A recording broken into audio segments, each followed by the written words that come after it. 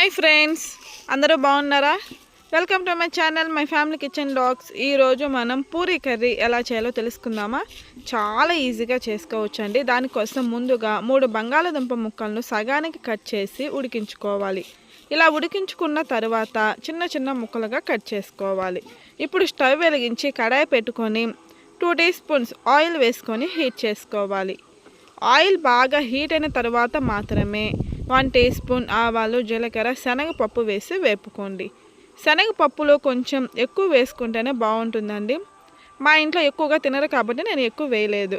ఇప్పుడు ఇందులోకి 2 medium size ఆనియన్స్ను చీలికలుగా cut చేసుకొని వేసుకోవాలి. అలాగే 4 పచ్చిమిరపకాయలను సగానికి కట్ చేసి వేపుకోండి. కచ్చా పచ్చగా దంచుకున్న 2 వెల్లుల్లి రెబ్బలు కూడా వేసుకొని ఆనియన్స్ పచ్చి వాసన పోయేంత వరకు వేపుకుంటే సరిపోతుంది.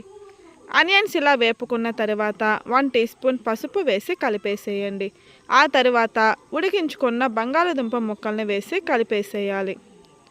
బ్యాచిలర్స్ కానీ వంట రాని వారు కానీ చాలా ఈజీగా చేసుకోవచ్చు అండి. ఇందులో మనం ఏ మసాలా కానీ ఏం అవసరం లేకుండా చేసుకోవచ్చు. చాలా ఈజీగా చేసుకోవచ్చు. అలాగే టేస్ట్ అయితే వేరే లెవెల్లో ఉంటుంది. ఇప్పుడు ఇందులోకి రుచికి సరిపడా ఉప్పు, అలాగే కొంచెం కరివేపాకు వేసుకోవాలి.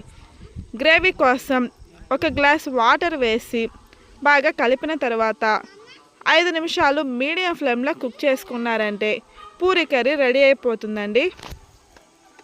ఇప్పటికప్పుడు హడావిడి లేకుండా చాలా సింపుల్గా చేసుకోవచ్చు. ఇందులో మనం శనగపిండి మిశ్రమం కానీ అలాగే మసాలా పౌడర్ కానీ ఏమీ వేయాల్సిన అవసరం లేదు.